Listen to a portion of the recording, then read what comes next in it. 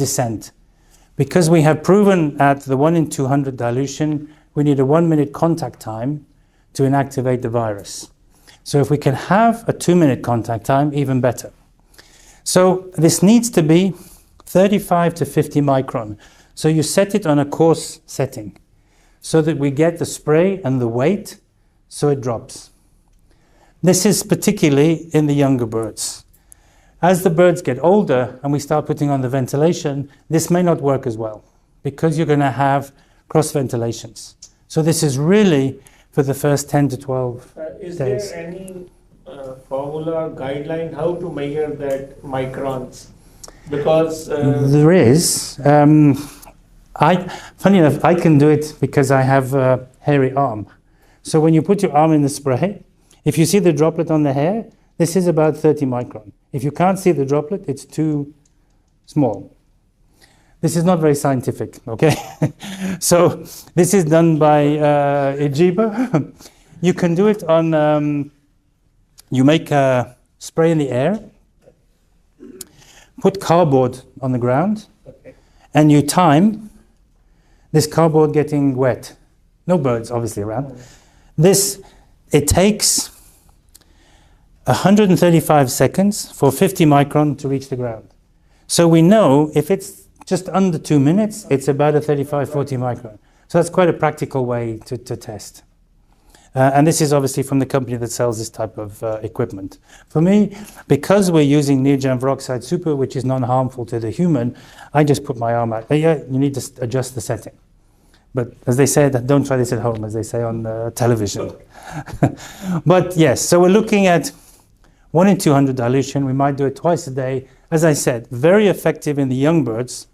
We do have people using it in older birds, but mostly effective in the younger birds. Again, the doctor can share the data with you. This was a trial we actually did in Malaysia because Malaysia has quite a humid atmosphere. We wanted to try and simulate. Don't spray on the bird. It won't harm them, but it's a waste because there's no contact time with the bioaerosol. We want to do the bioaerosols. So that's the way to do it, as we would explain. And in our trial, we make, throughout the flock, we sacrifice 5 birds, 5 birds, 5 birds, 5 birds, and we're checking oculars, larynx, tracheas. The veterinarian that did the trial, taking all the photos, no harm at all to the birds. There was a benefit, but that wasn't the purpose of the trial. The trial was to prove no harmful challenge. The second time when we have this aerial spread, you may not have it here as much. This is an example that was showed to us by a company in Egypt. They allow me to share because we are sharing company. They are also sharing. So they had infectious bronchitis in one farm. The other farms are only sort of about 1.5 kilos apart. They're in the desert, in the middle of nowhere. You can't imagine why do we get any challenge. It's really, it takes almost a day and a half to drive there. And the road is a bit like Karachi. It's very holes and you need 4x4 and yeah, swimming, everything is there. Even the fog is there in the morning. But they got, this is the prevailing wind direction. The same infectious bronchitis came in 2 more farms. And on the ELISA kit, we prove it's the same. No worker go from here to here. No vehicle go from here to here. So it's the aerial transmission. We know infectious bronchitis can travel 1-2 kilometers. Even more information we have, because obviously that's a coronavirus. Since the COVID work, we know how much the aerial spread. Even the WHO now said that that is an aerial spread of the bioaerosols. So how could we actually help control that? We work with them. They do the trials actually through the cooling pad. They take the sample before the pad, they take the sample after the pad. And they prove that using through the circulatory system, they were actually able to stop the challenges coming into the farm. Of course, the air is coming through here. Sorry, me again, sorry. High velocity. So you might think, how is that possible? Possible because the pad is like this. So the air is definitely going straight, 100% agree. But the pad is set up like this. So the bioaerosol, it means there's a virus or a bacteria attached to a dust. That's called a bioaerosol. The pad is wet. This touches the pad, stays on the pad, inactivated. So that's why the reading, the other side of the pad was negative. This is not for everybody to do all the time. This is only, might be if there's a neighbor with a challenge on the same farm, you might have a challenge. Harvest time. Harvest, we've seen a lot of aspergillus traveling in the air, combining crops very close to the farms. This is the time to do it. Through this sump, it has to be a circulatory system, and don't forget every day you're going to use a volume of water. So the first day we put in 1 in 200, then we measure by the float valve how much extra water was entering. We add more nitrogen peroxide super to keep it at 1 in 200 for about 2 to 3 days, that's all, just during the period of challenge. So I don't know it suits everybody, but it's a good practice that we share. Wasn't my idea, this is a farmer's idea. But Cairo Poultry said I could share it, and I do. The next example came from JSB in Brazil. So what they found was, in the breeder flock, of course the breeder flock is in the house for a long time. So the warm air is rising. They were finding that they were getting bioaerosols and even biofilm forming in the top of the house. So through the misting line, they're using the nitrogen peroxide super on a regular basis every 2 weeks. Low dilution, up to 1 in 500. Low dilution every 2 weeks, and they are stopping the formation of the biofilm and reducing the circulatory challenge. Again, that's just one example from one breeding company in Brazil. But they allow me to share because I go to the farms there. And I think it's worth sharing because it's a really nice idea. We do it with the thermal fogging. For the first 10 days, we have this protection. But it doesn't last longer than that. This will give us protection where we have misting lines going forward. This is just an example of older birds. Again, this is from Brazil. Above the birds, even in these open houses, there's not too much a display of wind. As you can see, this is an older flock. They're curious, but no harm. So the final one I want to show you really is in the waterline itself. You've been applied, antibiotics, minerals, vitamins, probiotics.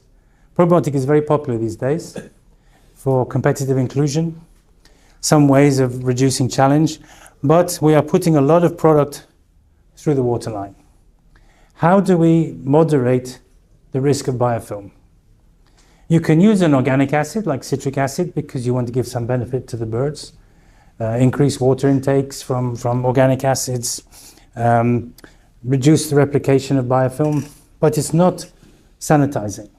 So if your water source is challenged, so if you consider your water source may have a bacteria, maybe E. coli, maybe salmonella, could be something in the waterline.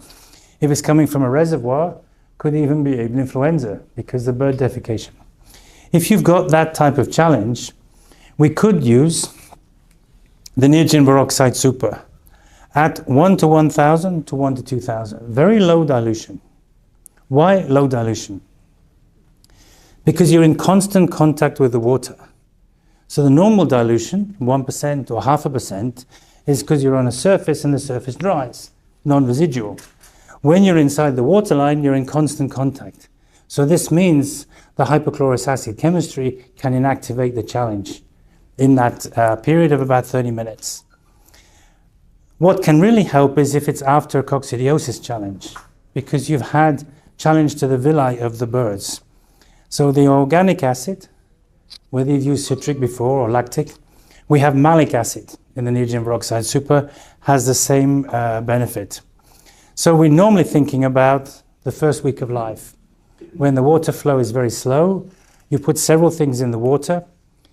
You cannot use for 48 hours after a vaccine, 24 hours after an antibiotic, because we don't want any interference. It's unlikely, but we don't want any interference and we don't want to be blamed. So we say not 48 hours after vaccine and not 24 hours after an antibiotic. But the rest of the time, after probiotics, it's a gram-positive bacteria, so we're not affecting that. It's not pH sensitive. But again, anything going into the water line 24 hours after, use Peroxide Super 1 to 1000 just for 1 day, just 8 hours, just 6 hours. You will stop the biofilm buildup. All we want to do is stop the biofilm buildup and sanitize, stabilize the water line.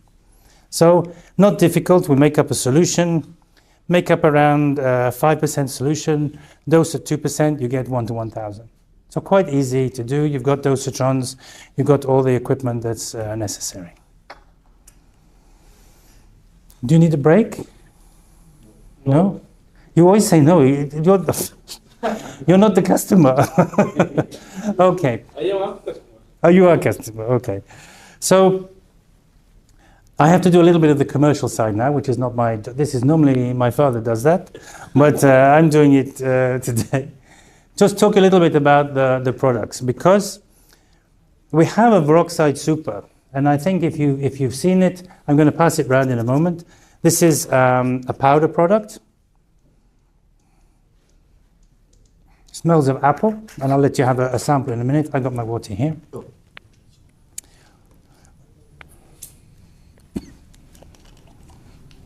Won't be a second. They treat me like a circus clown here.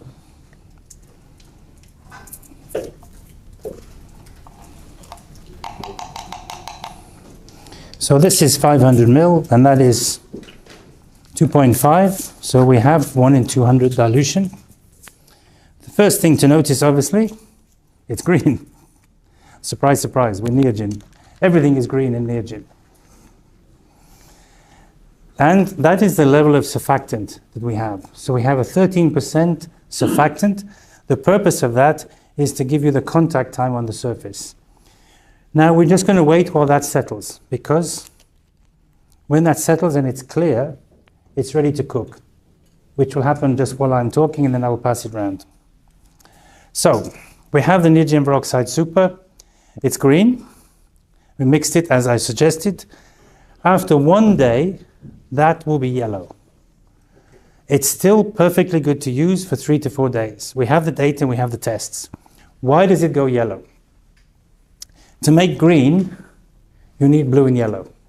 The blue dye is not stable in oxidative chemistry, so it drops very quickly, leaves us the yellow. It's a food-grade dye. Again, that's why we can use it in organic status. So it's a food-grade dye, but it does go this yellowy color. Don't throw it away. 3 to 4 days. We have some test strips. We're waiting for another batch because unfortunately they were coming from a country called Russia. And at the moment we're not allowed to buy anything from a country called Russia in England. So we have a new supplier and we'll have those soon. And you can test very easily that the product is still valid. What is it? 50% monoposulfate. Why 50%?